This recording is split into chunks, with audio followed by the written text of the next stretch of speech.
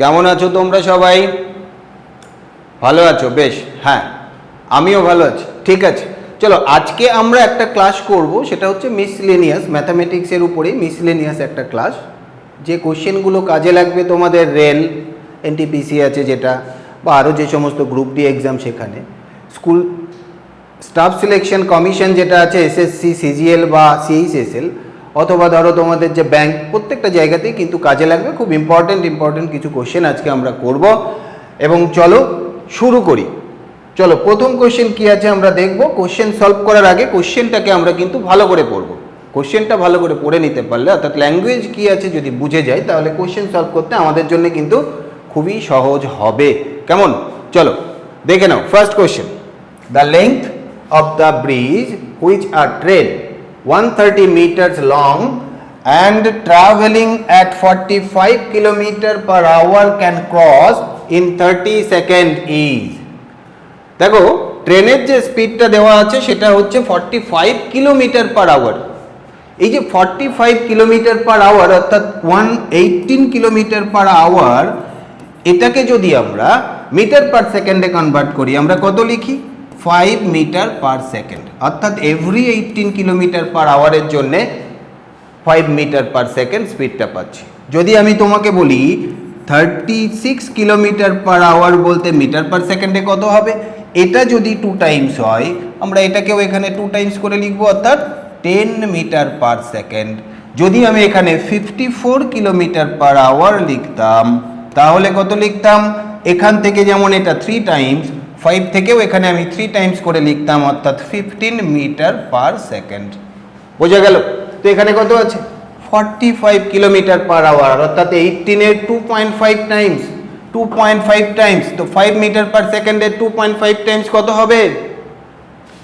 12.5, অর্থাৎ এত metre per second এটা ট্রেনের কিন্তু স্পিড আছে। কত সেকেন্ডের জন্য ট্রেন ছুটেছে? 30 সেকেন্ড। তো 1 সেকেন্ডে যদি 12.5 মিটার যায়, তাহলে 30 সেকেন্ডে কত গেছে?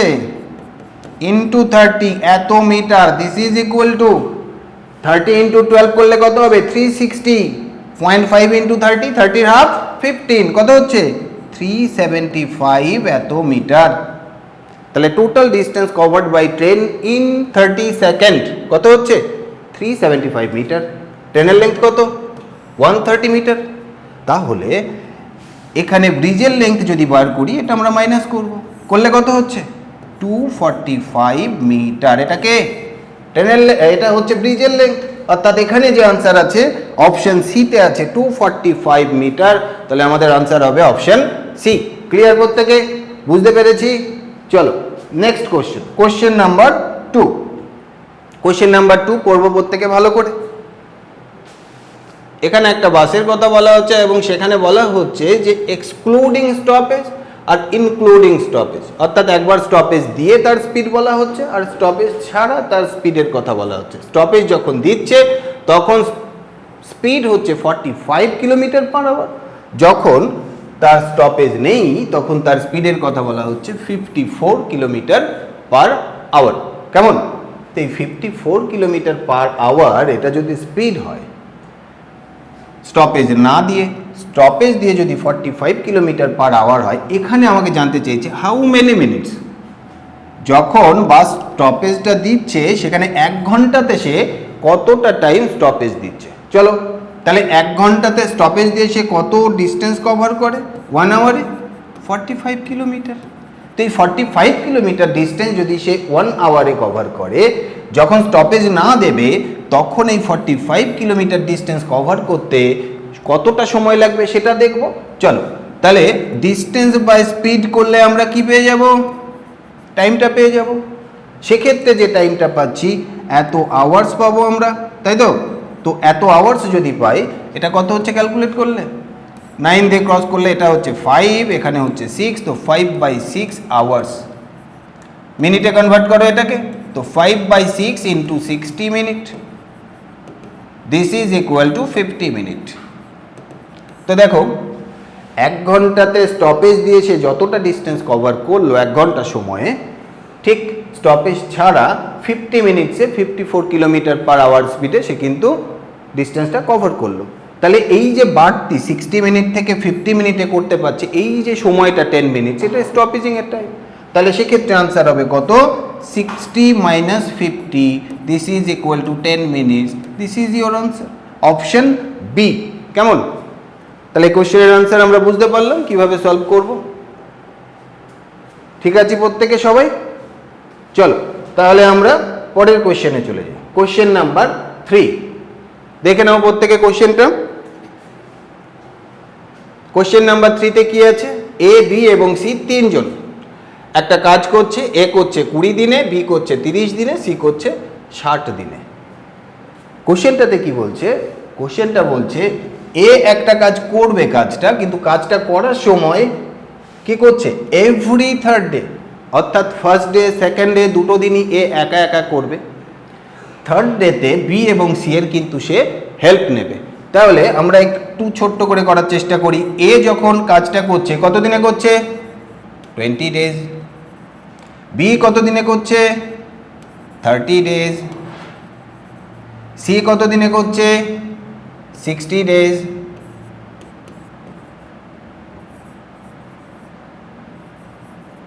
তাহলে দেখো এ করছে 20 ডেজে, বি করছে 30 ডেজে, সি করছে 60 ডেজে। আমরা এই 30, 20, 60 এদের এলসিএম করব। 20, 30, 60 এর এলসিএম কত হবে? 60। চলো লিখবো এখানে 60। তাহলে যে কাজটা ছিল সেই কাজটাকে আমরা টোটাল কতগুলো পার্টে ভেঙে নিলাম? এলসিএম করলাম যেটা, এটা কিন্তু কাজটাকে অতগুলো পার্টে ভেঙে নিলাম। কেমন? তো 20 ডেজে যদি 60 পার্ট এতগুলো টুকরো কাজ করতে পারে, তাহলে একদিনে এ কতটা কাজ করবে? আমরা এটাকে যদি ইউনিট হিসাবেও ভাবি যে এত ইউনিট টোটাল কাজটা, 20 ডেজে যদি 60 ইউনিট এ করে, তাহলে 1 ডেতে কত করবে? 3 ইউনিট। বি 1 ডেতে কত করবে? 2 ইউনিট। সি করবে 1 ইউনিট। কেমন? এবার কোশ্চেন বলছে আমাদের, কোশ্চেন আমাদের কি বলছে? কোশ্চেনে বলা হচ্ছে যেটা, যে এ প্রথম দুদিন একা করবে, বি এবং সি কে সাহায্য নেবে, ওদের সাহায্য নেবে 3 নম্বর দিনে। তাহলে প্রথম 3 দিন, ফার্স্ট সেকেন্ড থার্ড, প্রতিদিন এ কাজ করবে। এ যদি প্রতিদিন 3 ইউনিট করে কাজ করে, 3 দিনে কত কাজ করবে? 3 into 3, this is equal two 9 unit. Third ডেতে বি করবে হেল্প, ওকে, তাহলে সেখান থেকে আসবে 2 ইউনিট। সি করবে 1 ইউনিট। টোটাল কত ইউনিট কাজ করছে 3 দিনে? এ, বি, সি তিনজনে মিলে 3 দিনে টোটাল কত কাজ করলো? 12 ইউনিট, 12 ইউনিট। টোটাল কাজটা কত ইউনিট? 60 ইউনিট। তো 3 দিনে করছে 12 unit for 3 days, for 3 days. তাহলে 3 দিনে যদি 12 ইউনিট করে, 60 ইউনিট করার জন্য কত সময় লাগবে? 60/12, 3 দিন ইন্টু 3, এত দিন। কত হচ্ছে এটা? 15 ডেজ। তাহলে আনসার কি? 15 ডেজ। তাহলে কোশ্চেন অনুযায়ী আনসার পাচ্ছি অপশন বোম্বে। কেমন? তাহলে আমরা আনসার পাচ্ছি বম্বে, অর্থাৎ অপশন বি। ক্লিয়ার প্রত্যেকে? চলো তবে নেক্সট কোশ্চেন পড়ে নাও। কি আছে নেক্সট কোশ্চেন? কম্পাউন্ড ইন্টারেস্ট থেকে একটা কোশ্চেন আছে, খুব সহজ কোশ্চেন, কিন্তু আমরা প্রত্যেকেই ভয় পাই। ভয় পাওয়ার মতো কোশ্চেন একদমই নয়। চলো, রেট অফ ইন্টারেস্ট যেটা কম্পাউন্ডেড অ্যানুয়ালি আছে 10% পার অ্যানাম, কত বছরের জন্য? 3 বছরের জন্য। কত টাকার উপরে? 25,000, 25,000 এর উপরে। কেমন? কম্পাউন্ড ইন্টারেস্টটা আমাদেরকে বার করতে হবে। চলো, আমরা একটা ফর্মুলা করেছিলাম। কি করেছিলাম? Amount A equal to P into 1 plus R by 100 power T. T বলতে এখানে টাইম, পি বলতে প্রিন্সিপাল, এ বলতে অ্যামাউন্ট, আর বলতে রেট অফ ইন্টারেস্ট। জানি প্রত্যেকে, আগে আমরা ক্লাসে কিন্তু এগুলো করেছি। এখন এই অঙ্ক করতে গেলে আমরা এই পোর্শনটাকে শুধুমাত্র নেব। দেখো 10% রেট অফ ইন্টারেস্ট যেটা পার অ্যানাম দেওয়া আছে, অর্থাৎ আর ইকুয়াল টু লিখতে পাচ্ছি 10%। তো এই যে 1 প্লাস আর বাই 100, এখানে যদি 10%টা বসিয়ে দিই, কত হচ্ছে? 1 প্লাস 10 বাই 100। পাওয়ারটাও আমি এখানে লিখে নেব, যেহেতু 3 বছর, টি এর জন্য এই টি এর পাওয়ার কত হয়ে যাবে? টি ইকুয়াল টু 3, এখানেও 3 লিখব। কত হচ্ছে এটা? 11/10। 11/10 বলতে কত হয়? 11 কিউব কত হবে? জানি তো প্রত্যেকে 11 কিউব হবে আমাদের 1331 1331 ডিভাইডেড বাই 1000। তাহলে দাঁড়ালোটা কি দেখো তো, যখন প্রিন্সিপাল 1000 3 বছরের জন্যে 10% রেট অফ ইন্টারেস্টে যদি থাকে তখন অ্যামাউন্টটা দাঁড়াবে 1331 টাকা, তাই তো? তাহলে এখানে আছে কত? 25,000। তাহলে এই যে 1000 টাকার জন্য 1000 টাকার জন্য 1331 টাকা অ্যামাউন্ট, তার মানে 331 টাকাটা হচ্ছে আমাদের কি কম্পাউন্ড ইন্টারেস্ট। 1000 এ 3 ইয়ারে 331 রুপিস হচ্ছে কম্পাউন্ড ইন্টারেস্ট। তাহলে 25,000 এটা কত আসবে? যদি 1000 এ এটা আসে 25,000 এ কত আসবে? ডিভাইডেড বাই 1000 করব, ইন্টু 331 করব। চলো কাটতে থাকি। 25 ইন্টু 331 কত হবে এটা করলে? এটা করলে 8275, এই আনসারটা পাবো অপশন সি। কেমন? তো দেখে নেব আমরা, আনসার পাচ্ছি কিন্তু 8275। ক্যালকুলেশনটা করে নেব। এখানে যে আমাদের আছে 25 ইন্টু 331, এটা মাল্টিপ্লাই করে আমরা যেটা পাচ্ছি 8275। ক্লিয়ার প্রত্যেকে? ওকে, চলো তাহলে চলে যাব পরের question, question number 5। Question number 5 এ কি বলছে পড়ো, খুব interesting question. Percentage profit and loss থেকে আসছে, অর্থাৎ পার্সেন্টেজের অ্যাপ্লিকেশন। চলো কোশ্চেন নাম্বার 5 এ কি বলছে? Cost price of 20 articles is the same as the selling price of X articles. 20টা আর্টিকেলের যা কস্ট প্রাইস এক্স দেওয়া আছে, এক্স আর্টিকেলের সেলিং প্রাইস বলছে সেম। প্রফিট কত বলছে?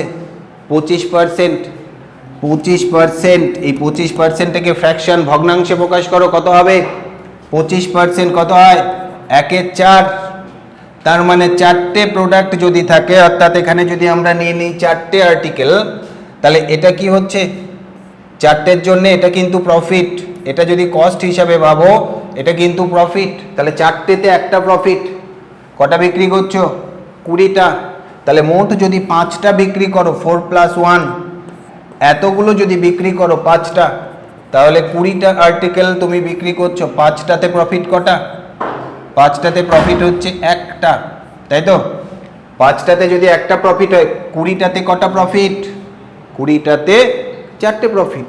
তো 20টাতে যদি 4টে প্রফিট হয়, তাহলে এখানে জানতে চেয়েছে কি? এক্স এর ভ্যালু, অর্থাৎ কস্ট প্রাইস 20টার যা কস্ট প্রাইস, কতগুলো সেলিং প্রাইস সেম হবে। তো 4টের যদি তোমার সেলিং প্রাইস প্রফিট হয়, তাহলে 20 - 4 দিস ইজ ইকুয়াল টু 16। এতগুলো সেলিং প্রাইস কি হবে? সেম হবে। কার সাথে? Cost price of 20 articles. Clear প্রত্যেকে? অথবা এভাবে ভাবতে পারো, দেখে নাও 25% দিস ইজ ইকুয়াল টু কত হচ্ছে? 1/4।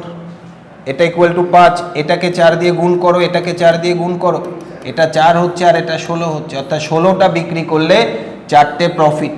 দেখো এই দুটো যোগ করলে মোট 20টা প্রোডাক্ট পাচ্ছি তো?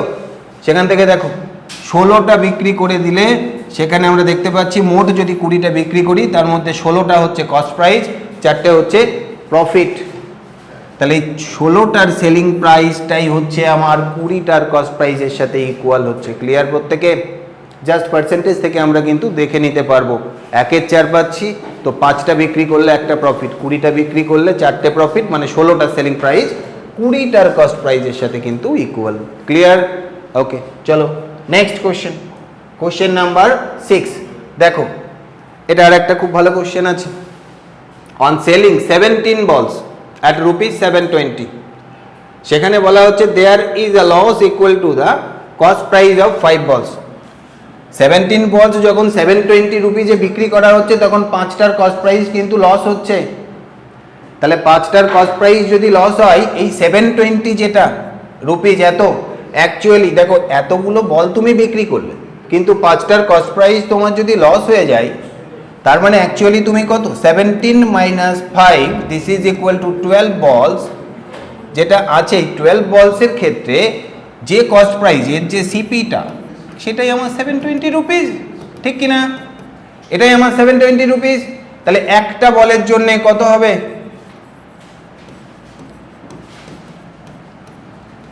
720 rupees divided by 12. This is equal to rupees 60.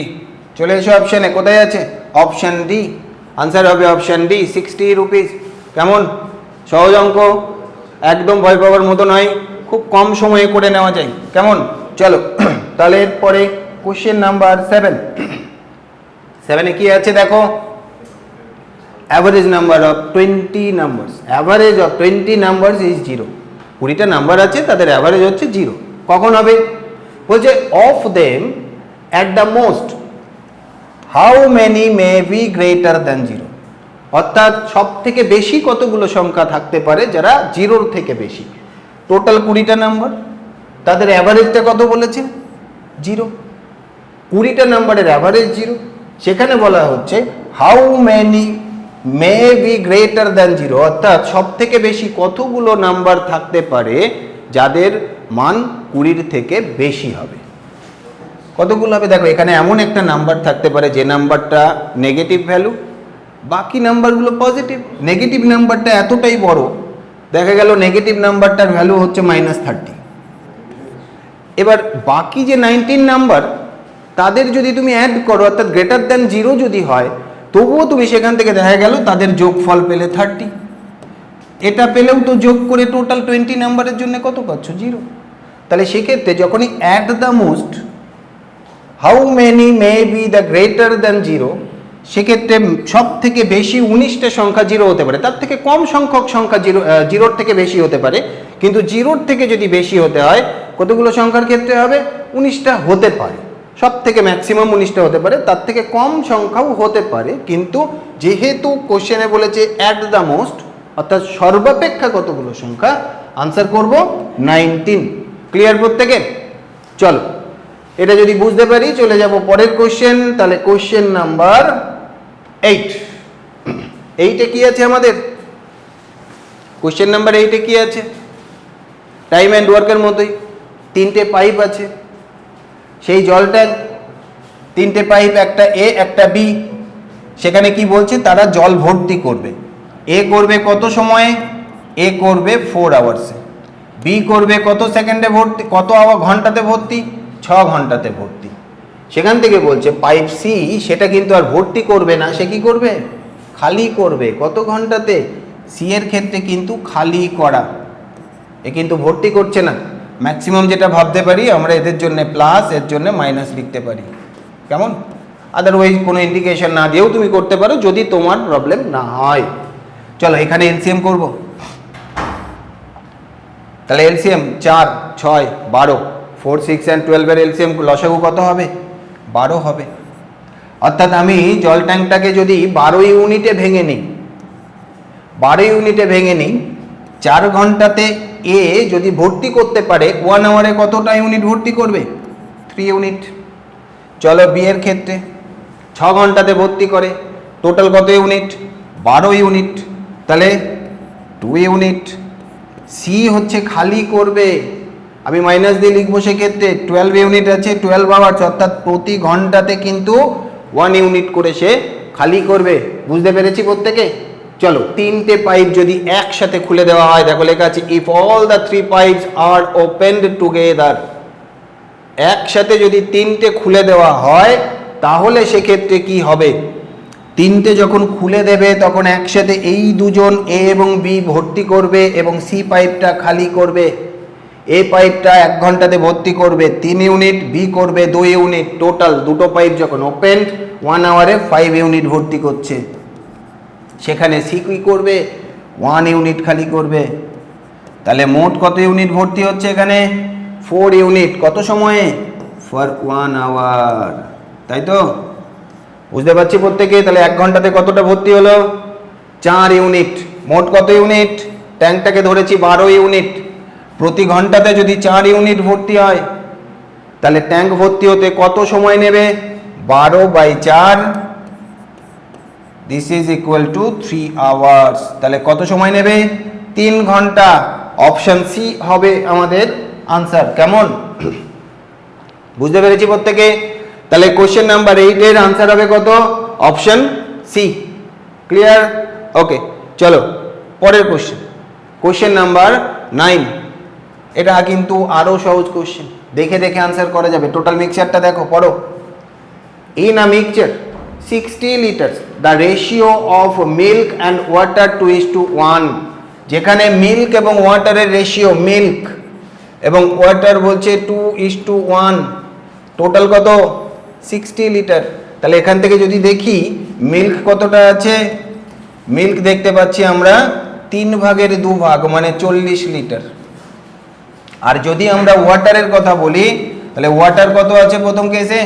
1 ভাগ, কত ভাগে? টোটাল 3 ভাগে, তাহলে আছে 20 লিটার। তাহলে 20 লিটার ওয়াটার আছে, মিল্ক আছে 40 লিটার, মোট 60 লিটার। ওখানকার রেশিও অনুযায়ী আমরা ভাবছি।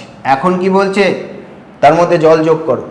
জল যোগ করে মিল্ক এবং ওয়াটারের রেশিও করতে হবে 1:2। দেখো খুব সহজ জায়গা, মিল্ককে এখানে অ্যাড করছি না, কি অ্যাড করছি? ওয়াটার। তাহলে মিল্কের যে পরিমাণ 40 লিটার, এটার কি চেঞ্জ হবে? হবে না তো। যদি না হয় রেশিওটা কত বলেছে? রেশিও বলছে আমাদের কিন্তু 1:2। তাহলে এই যে মিল্ক 40 লিটার, এটাই আমার 1 পার্ট, এই 1।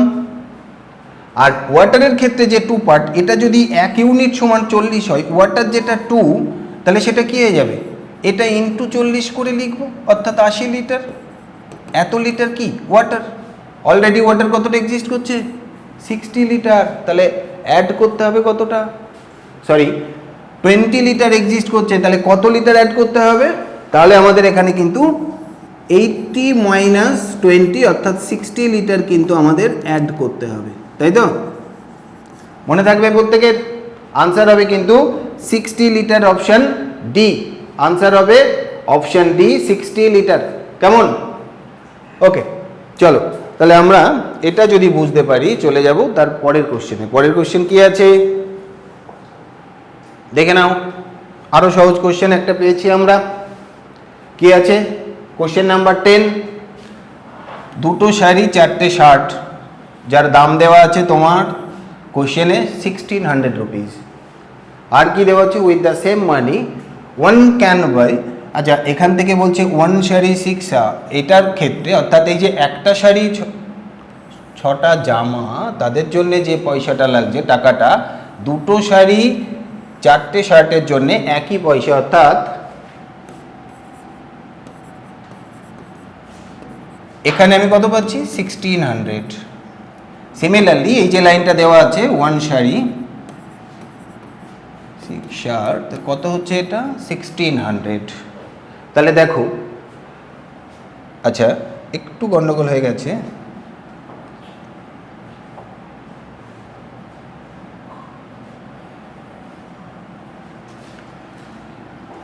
এটা 2 শাড়ি আছে, তো 2 শাড়ি এখানে 4 শার্টস মিলে হচ্ছে 1600, 1 শাড়ি 6 শার্টস মিলে হচ্ছে আমাদের 1600। এই টাকাটা সেম আছে। দেখো এখানে একটা শাড়ি কমে গেছে, একটা শাড়ি যখনই কমে গেছে দেখতে পাচ্ছি এখানে দুটো শার্ট কিন্তু বেড়ে গেছে। অর্থাৎ বলতে পারি একটা শাড়ির ক্ষেত্রে যে প্রাইসটা, দুটো শার্টের ক্ষেত্রে সেই প্রাইসটা কিন্তু সেম, তাই তো? তাহলে এখানে যখনই দেখতে পাচ্ছি 2 শাড়িজ অ্যান্ড 4 শার্টস মিলে হচ্ছে 1600, এই দুটো শাড়ির ক্ষেত্রে আমরা এটাকে কি করতে পারি? 2 দিয়ে মাল্টিপ্লাই করে 4 শার্ট বানিয়ে দিতে পারি। তাহলে এই 4 শার্ট আর এখানে 4 শার্ট কত হচ্ছে? টোটাল দেখতে পাচ্ছি আমরা 8 শার্ট। তার জন্য প্রাইস কত পাচ্ছ? Equal to 1600। তাহলে 1 শার্টের জন্য আমরা প্রাইস কত পাচ্ছি? 200। ক্লিয়ার প্রত্যেকে? বুঝতে পেরেছি? কোশ্চেন কি জানতে চেয়েছে? If one wants to buy 12 shirts, তো 12টা শার্ট যদি সে কিনতে চায় তাহলে মোট কত টাকা তাকে দিতে হবে? একটা শার্টের জন্য যদি তোমাকে পে করতে হয় ₹200, তো 12 শার্টের জন্য তোমাকে পে করতে হবে কত? 12 × 200 rupees, this is equal two 2400 rupees, 2400 টাকা। আনসার হবে অপশন বি, বম্বে। বোঝা গেল প্রত্যেকে? খুবই সহজ জায়গা, জাস্ট কম্পেয়ার। দুটো শাড়ির জায়গায় একটা শাড়ি, শার্ট বেড়ে যাচ্ছে দুটো, তার মানে একটা শাড়ির দাম দুটো শার্টের দামের সমান। এবং এখান থেকে যদি ভাবি দুটো শাড়ি, একটা শাড়ি বলতে এখানে দুটো শার্ট, এখানে 6টা, তাহলে মোট 8টা শার্ট, যার জন্য দিতে হচ্ছে 1600, অর্থাৎ একটা শার্টের জন্য দিতে হচ্ছে 200 টাকা, তো 12টা শার্টের জন্য দিতে হবে 2400 টাকা। জাস্ট 5 সেকেন্ডেরও কম সময়ের কোশ্চেন এটা, বুঝতে পেরেছি প্রত্যেকে?